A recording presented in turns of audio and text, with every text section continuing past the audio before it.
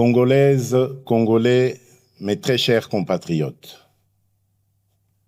En ce jour solennel du 30 juin 2026, notre nation célèbre le 66e anniversaire de son accession à l'indépendance. 66 ans se sont écoulés depuis ce jour historique où le peuple congolais, après de longues années de domination coloniale, s'est levé dans sa dignité pour affirmer devant le monde son droit inaliénable à la liberté, à l'autodétermination et à la maîtrise de son destin. Le 30 juin n'est donc pas une simple date de notre calendrier républicain. Il est à la fois une mémoire, une promesse et une responsabilité. Il est la mémoire de celles et ceux qui, par leur courage et leur sacrifice, ont ouvert le chemin de notre liberté. Pour eux, l'unité, la dignité et la souveraineté du peuple congolais avaient plus de valeur que leur propre vie. Il est aussi la promesse faite à chaque génération de ne jamais renoncer à l'idéal d'un Congo libre, uni et souverain. Il est enfin une responsabilité, celle de protéger, d'approfondir et d'incarner chaque jour l'indépendance conquise par nos pères dans nos institutions, notre économie, notre diplomatie, notre défense nationale et notre engagement collectif au service de la République. En ce jour de communion nationale, je m'incline avec respect devant la mémoire de nos pères de l'indépendance, de nos héros nationaux, de nos martyrs et de tous les combattants de la liberté, connus ou anonymes, qui ont fait de ce pays une patrie libre. Je rends un hommage particulier à Joseph Kasavubu, à Patrice Emery Lumumba, ainsi qu'à tous les bâtisseurs de notre conscience nationale. Je rends également hommage à toutes les femmes et à tous les hommes qui, dans nos villages, nos villes, nos écoles, nos églises, nos administrations, nos mines, nos champs, nos marchés, nos entreprises et nos familles, continuent chaque jour par leur travail, leur courage et leur résilience de porter la République à bout de bras. Mes très chers compatriotes, cette année encore, notre fête nationale intervient dans un contexte grave. À l'est de notre pays, nos compatriotes continuent de subir les conséquences douloureuses de l'agression, de l'activisme des groupes armés, du terrorisme, des violences contre les civils, des déplacements forcés, des pillages, des prédations économiques et des violations répétées du droit international. Je pense en cet instant à nos frères et sœurs du Nord Kivu, du Sud Kivu, de l'Ituri, du Tanganyika, du Maniema et de toutes les zones meurtries par l'insécurité. Je pense aux familles endeuillées, aux déplacés contraints de vivre loin de leurs terres, aux femmes victimes de violences, aux enfants privés d'école, aux paysans privés de leurs champs, aux commerçants privés de leurs activités et aux jeunes privés de perspectives par la guerre et la peur. À chacun d'entre eux, je veux redire, au nom de la nation tout entière, vous n'êtes pas oubliés. Votre douleur est celle de toute la République et votre sécurité demeure une priorité absolue de mon action. Je rends un hommage solennel à nos forces armées, à notre police nationale, à nos services de sécurité ainsi qu'aux résistants patriotes Wazalendo engagés dans le cadre légal de la défense de la patrie. À vous qui tenez les lignes, qui défendez nos frontières et qui protégez nos populations, la nation reconnaissante vous dit merci. Votre courage est le rempart de notre souveraineté et votre engagement restera inscrit dans la mémoire de la République. Mes très chers compatriotes, l'année dernière, à la même période, je m'adressais à vous au lendemain d'avancées diplomatiques importantes, notamment dans le cadre de l'accord de Washington et des discussions de Doha. Ces démarches avaient ouvert une espérance et replacé la tragédie congolaise au cœur des agendas régionaux et internationaux. Elles ont surtout consacré une vérité essentielle. Aucune paix durable dans la région des Grands Lacs ne peut se bâtir contre la souveraineté de la République démocratique du Congo, ni au détriment de la dignité de son peuple. Le choix de la diplomatie n'a jamais été un signe de faiblesse. Il fut le choix de la responsabilité, de la maîtrise et de la recherche, par tous les moyens légitimes, de la fin des souffrances imposées à nos populations. Les accords de Washington, les discussions de Doha et les engagements de Montreux n'ont de sens que s'ils produisent des résultats concrets, vérifiables et irréversibles, le silence des armes, la fin de tout soutien aux groupes armés, le retrait effectif des forces étrangères non invitées, le désarmement des combattants, le retour digne et sécurisé des déplacés et des réfugiés, la protection des civils, la restauration de l'autorité de l'État, la justice pour les victimes et des garanties crédibles de non-répétition. La République démocratique du Congo reste engagée en faveur de la paix. Elle respecte sa parole, honore ses engagements et demeure ouverte au dialogue lorsqu'il est sincère, équilibré et conforme aux intérêts fondamentaux de la nation. Mais la paix ne peut être ni une mise entre parenthèses de la vérité, ni une récompense accordée à ceux qui prennent les armes contre la République, encore moins un compromis sur notre souveraineté, notre justice ou notre intégrité territoriale. La paix que nous recherchons est une paix juste, une paix qui respecte les frontières, restaure l'autorité de l'État, sanctionne les crimes et transforme nos ressources naturelles en instruments de développement et non en carburant de guerre. C'est cette paix-là que nous voulons, cette paix-là que nous défendrons. Je remercie nos partenaires qui accompagnent ces efforts, notamment les États-Unis d'Amérique, l'État du Qatar, l'Union africaine, l'Union européenne, les Nations unies, la SADC, l'EAC, la CIRGL, ainsi que tous les pays amis engagés en faveur de la paix dans notre région. La République démocratique du Congo ne sera plus réduite à l'image d'un pays que l'on convoite, que l'on pille ou que l'on déstabilise. J'en ai fait le serment devant la nation. Et depuis mon accession à la magistrature suprême, je travaille à faire reconnaître notre pays pour ce qu'il est véritablement appelé à devenir, c'est-à-dire un pilier de paix, de croissance, de transition énergétique, de stabilité régionale et de prospérité partagée en Afrique et dans le monde. Le regard porté sur notre pays est d'ailleurs en train de changer. La République démocratique du Congo n'est plus seulement perçue comme un territoire de crise, elle est désormais identifiée comme un pays solution, grâce notamment à nos minerais critiques, le cobalt, le cuivre, le coltan, le lithium, qui participent déjà à façonner l'avenir du monde et confèrent à notre pays un levier historique de repositionnement et de transformation. C'est dans cette perspective que s'inscrit le partenariat stratégique que nous construisons avec les États-Unis d'Amérique, ainsi que ceux que nous entendons nouer avec nos autres partenaires.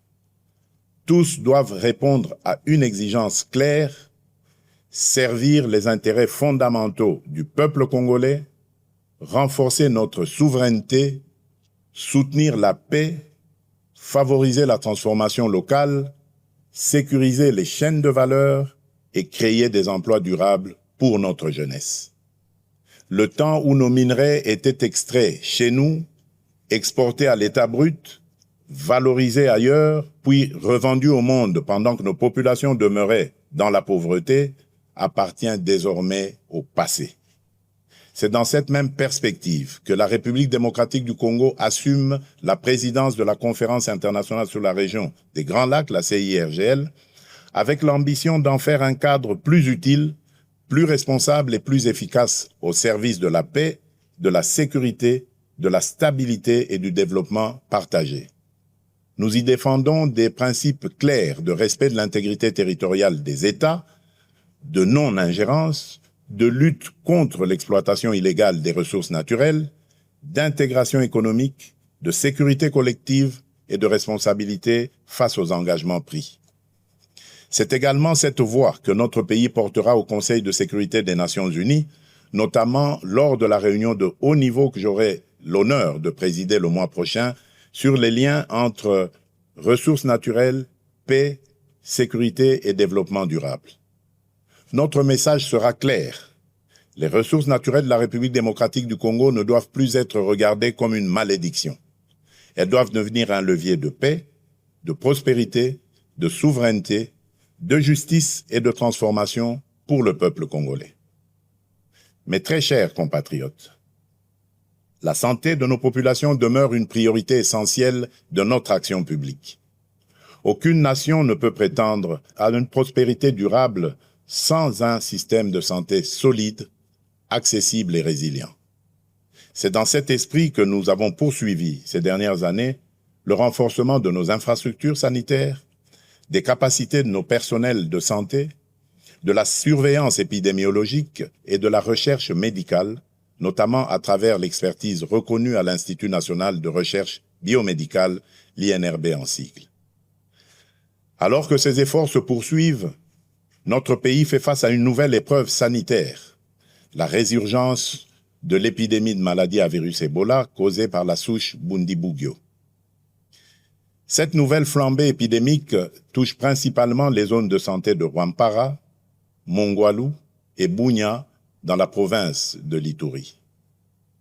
En ces circonstances douloureuses, j'adresse d'abord la compassion de la nation aux familles qui ont perdu un être cher, ainsi qu'à toutes les personnes touchées par cette épreuve.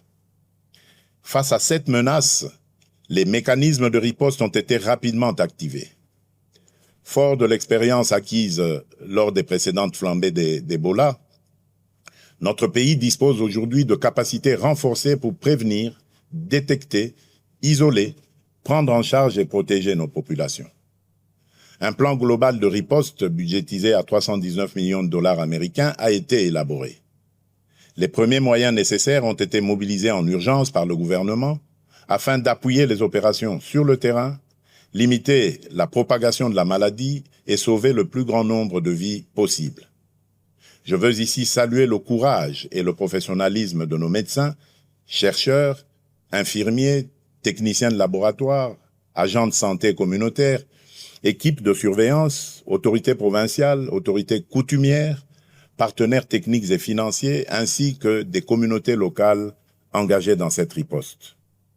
Dans des conditions souvent difficiles, parfois au contact même direct du danger, ces femmes et ces hommes protègent des vies, rassurent les familles, accompagnent les malades et renforcent la résilience de notre système de santé. Ils méritent la reconnaissance de toute la nation. J'appelle nos compatriotes vivant dans les zones concernées, ainsi que l'ensemble de la population, à demeurer vigilants, responsables et disciplinés. Ebola n'est ni une rumeur, ni une honte. C'est une urgence sanitaire qui exige responsabilité, solidarité et vérité. Je demande à chacune et à chacun de respecter les consignes des autorités sanitaires, d'observer les mesures d'hygiène, de signaler immédiatement tout cas suspect, d'éviter les pratiques à risque et de ne pas céder à la désinformation. Dans cette épreuve, notre force résidera dans la confiance, la discipline collective, la solidarité nationale et la capacité de l'État à agir rapidement, efficacement et au plus près des populations. Mes très chers compatriotes, en ce jour particulier, je voudrais m'adresser à toutes les Congolaises et à tous les Congolais au-delà des convictions, des sensibilités et des appartenances politiques. Notre pays traverse des débats politiques importants. Cela est normal dans une démocratie vivante. Le débat est légitime, le désaccord est naturel, la contradiction est utile lorsqu'il s'exprime dans le respect de la République, de ses institutions, de ses lois et de l'intérêt supérieur de la nation. Je veux cependant rappeler un principe essentiel: aucune ambition personnelle ou partisane ne vaut plus que la paix de tous. Aucune divergence politique ne doit être plus forte que l'unité de la République. Aucune stratégie de conquête ou de contestation du pouvoir ne doit fragiliser la souveraineté du peuple congolais. J'entends les discussions suscitées autour de la Constitution et des réformes institutionnelles. Dans une démocratie, aucune question d'intérêt national ne doit être confisquée ni interdite de réflexion. Mais dans le même temps, aucun débat touchant au pacte fondamental de la nation ne peut être conduit dans la précipitation, la manipulation ou l'obsession politicienne. La Constitution n'est ni un instrument de circonstance, ni un objet de convenance. Elle organise notre vie commune, garantit l'équilibre de nos institutions, consacre les droits du peuple et protège la stabilité de la République. En débattre exige donc sérénité, rigueur, transparence et sens élevé de l'intérêt général. Ma responsabilité comme chef de l'État et garant de la nation est de veiller à ce que les débats engageant l'avenir du pays se tiennent dans le respect de la Constitution, de l'État de droit, des institutions et de la souveraineté populaire. Elle est aussi d'écouter, d'apaiser, de clarifier et, lorsque cela s'impose, de rechercher les voies d'un consensus national responsable. S'agissant de la loi référendaire adoptée par les deux chambres du Parlement, je tiens à rappeler qu'elle relève du fonctionnement normal de nos institutions et du principe de séparation des pouvoirs. Dans une république démocratique, le Parlement débat, délibère et légifère. Le président de la République, garant du bon fonctionnement des institutions, exerce les prérogatives que lui confère la Constitution. Les juridictions compétentes, quant à elles, veillent au respect de l'ordre constitutionnel et de l'état de droit. C'est dans cet esprit de coopération interinstitutionnelle et de respect de l'état de droit que j'ai déféré cette loi à la Cour constitutionnelle aux fins d'examen de sa constitutionnalité avant sa promulgation éventuelle conformément à l'article 160 alinéa 3 de notre Constitution.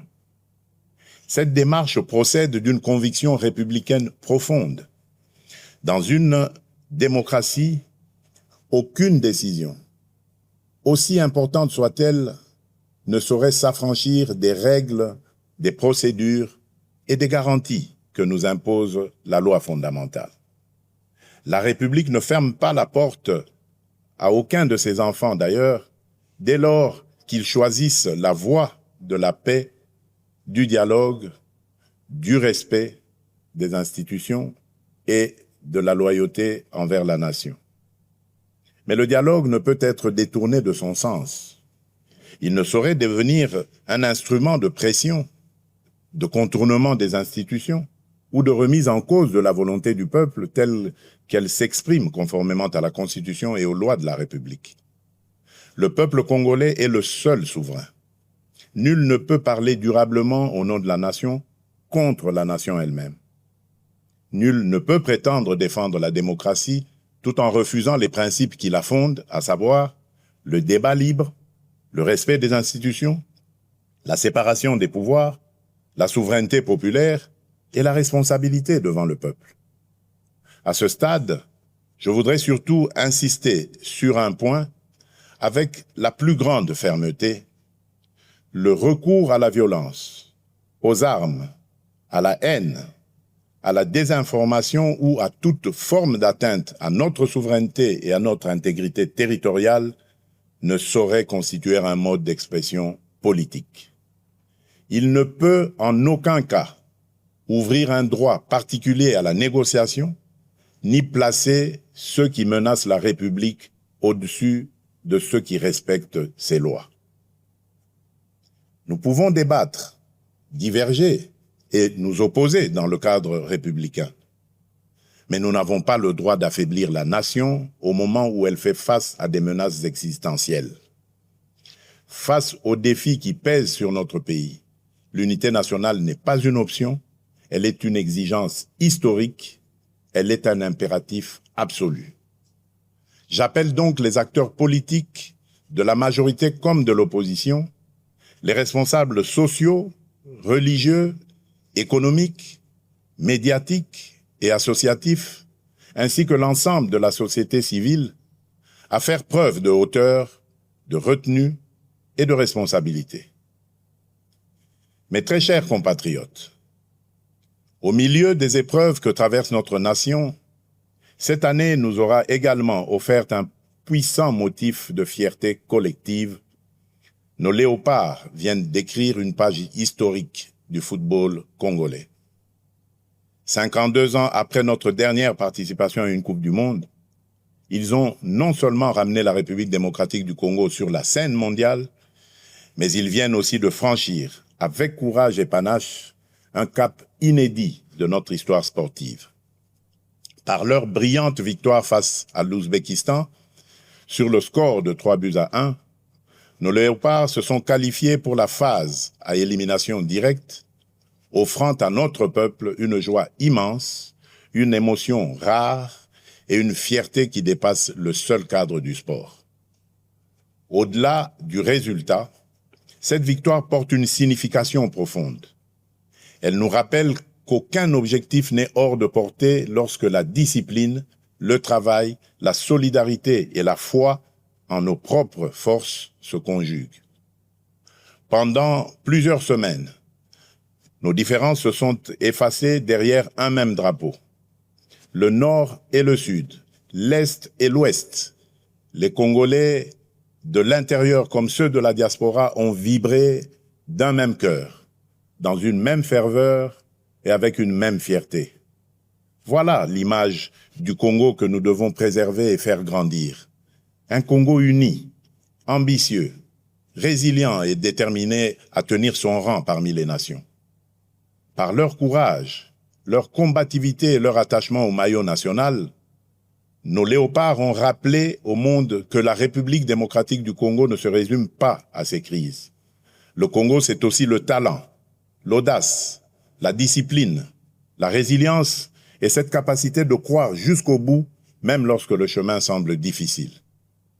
J'adresse, au nom de la nation, mes chaleureuses félicitations aux joueurs, au staff technique, aux dirigeants sportifs, à la fédération, aux supporters, ainsi qu'à toute la jeunesse congolaise qui s'est reconnue dans cette magnifique aventure. À nos léopards, qui s'apprêtent désormais à défier l'Angleterre en 16e de finale, je veux adresser un message simple. Entrez sur le terrain avec la sérénité de ceux qui ont déjà honoré la nation, mais aussi avec l'audace de ceux qui savent que l'histoire n'a pas encore livré son dernier mot. Jouez avec discipline, courage, intelligence et surtout sans regret. Vous avez déjà fait battre le cœur des Congolaises et des Congolais. Vous avez déjà rendu tout un peuple fier. Mais nous continuons à croire en vous et en votre capacité à aller plus loin, à surprendre encore, à faire reculer les limites du possible et à écrire sous nos couleurs une nouvelle page de notre grandeur nationale. Quelle que soit l'adversité, la République démocratique du Congo vous accompagnera de sa ferveur, de ses prières et de son soutien indéfectible. Entrez sur le terrain avec la force de tout un peuple uni derrière vous. Le sport est une école de discipline, de cohésion, d'effort et de patriotisme. L'esprit des léopards doit inspirer la nation entière. Rester unis, défendre nos couleurs, croire en nos forces et combattre chacun à sa place pour l'honneur et la grandeur de la République. Dans le même élan, je rends hommage à nos artistes, nos scientifiques, nos chercheurs, nos entrepreneurs, nos créateurs ainsi qu'à toutes les femmes et à tous les hommes qui, par leur talent, leur travail et leur excellence, contribuent au rayonnement de la République démocratique du Congo à travers le monde. Mes très chers compatriotes, 66 ans après l'indépendance, la République démocratique du Congo demeure debout. Debout malgré les guerres, les convoitises, les blessures de l'histoire et les épreuves traversées. Debout surtout parce que son peuple n'a jamais cessé de croire en lui-même, en sa dignité et en son destin. Cette force intérieure, cette capacité à résister et à se relever constitue l'une des plus grandes richesses de notre nation. Et aujourd'hui, plus que jamais, notre responsabilité est d'aller plus loin. L'indépendance politique fut une conquête historique. Notre devoir désormais est d'en faire une souveraineté pleinement vécue, concrète et irréversible.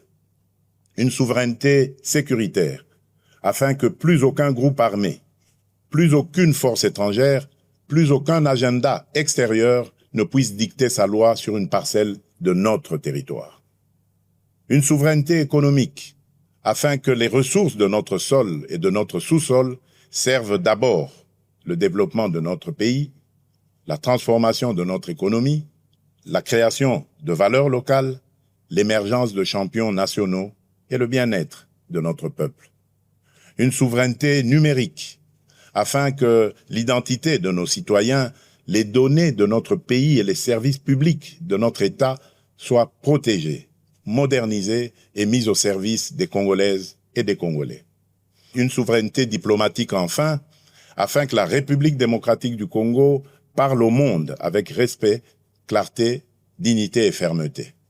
Voilà le sens profond que je donne à cette célébration, faire du 30 juin non seulement un moment de mémoire, mais aussi un appel au sursaut national. Notre République est une maison commune.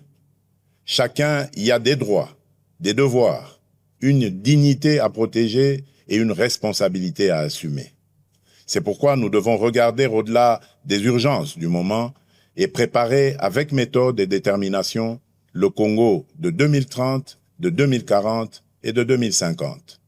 Le Congo que nous voulons léguer à nos enfants est un Congo en paix, moderne, prospère et respecté, un Congo où chaque enfant accède à une éducation de qualité, où chaque famille bénéficie de soins dignes, où chaque jeune peut trouver sa place, exercer son talent et réaliser ses ambitions, un Congo où les richesses nationales se transforment en emplois, en infrastructures, en services publics et en mieux-être pour le peuple. Ce Congo ne se construira ni par la résignation, ni par la division, ni par l'attente passive.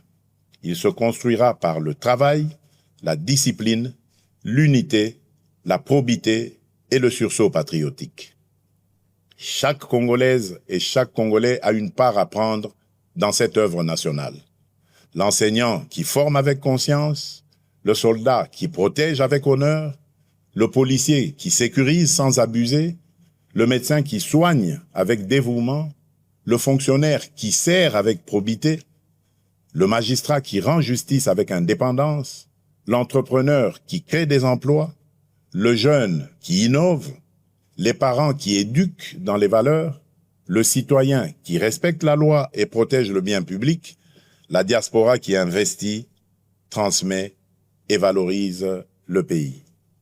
Comme le rappelait Nelson Mandela, avec la liberté viennent les responsabilités. Notre indépendance nous a donné une nation à aimer. Elle nous confie aussi une république à servir, à protéger et à élever. Car le patriotisme n'est pas seulement un sentiment. Il est une conduite, une discipline, une manière de servir, de protéger, de respecter et d'élever la nation. En ce 30 juin, levons-nous avec confiance, courage et amour pour la patrie. Unis dans la vérité, fermes dans la souveraineté, responsables dans l'action, solidaires dans l'effort, confiants dans l'avenir. Bonne fête de l'indépendance à toutes et à tous. Que Dieu bénisse la République démocratique du Congo, son peuple et tous ceux qui l'ont choisi comme pays de résidence. Je vous remercie.